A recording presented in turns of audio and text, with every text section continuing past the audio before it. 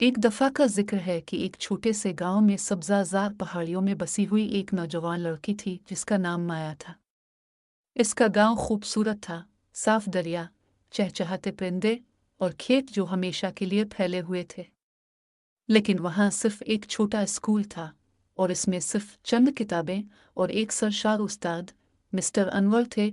माया के वालिदैन खेतों में काम करते थे और अगरचे वो खुद कभी स्कूल नहीं गए थे, लेकिन वो माया के सीखने के शौक को समझते थे। हर सुबह वो खिड़की के पास बैठती और अपने स्कूल की छोटी लाइब्रेरी में हर किताब पढ़ती। दूर दराज की ज़मीनों, जादुई मुहिम जुई और अजीम इजादात की कहानियों में भीगी एक बारिश की दोपहर, जनाब अनवर ने तलबा को इकट्ठा किया और उन्हें अजायबात की लाइब्रेरी नामी जगह के बारे में बताया जो कई मील दूर एक कस्बे में वाक़ है। कहा जाता था कि इसके पास हर मौजू पर तसव्वुराती किताबें हैं, समंदरों की गहराइयों से लेकर आसमान के सितारों तक, कदीम तारीख से लेकर ताज़ा तरीन दरियाफ्तों तक। माँ का तजस्सुस ख्वाब में बदल गया। वो लाइब्रेरी ऑफ विंडर्स का दौरा करना चाहती थी, चाहे इसका मतलब इन मीलों तक अकेले चलना हो।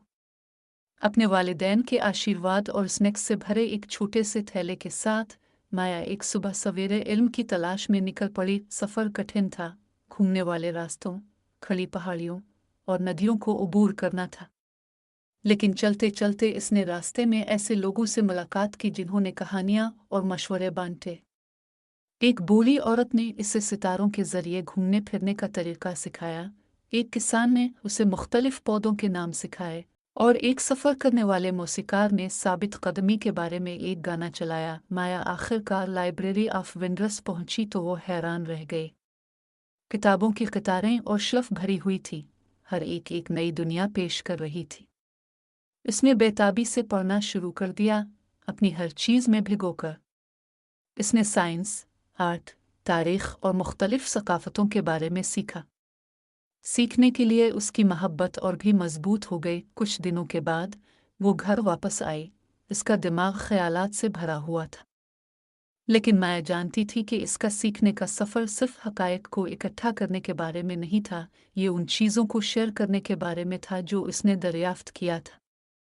वो अपने गांव वापस आई उन कहानियों के साथ जो उसने सीखी थी, और अपने दोस्तों, अपने ख़ानदान और यहाँ तक कि अपने उस्ताद को भी मुतासिर किया। मिस्टर अनवर की हौसला अफजाई से माँ ने गांव में एक छोटा रीडिंग क्लब शुरू किया।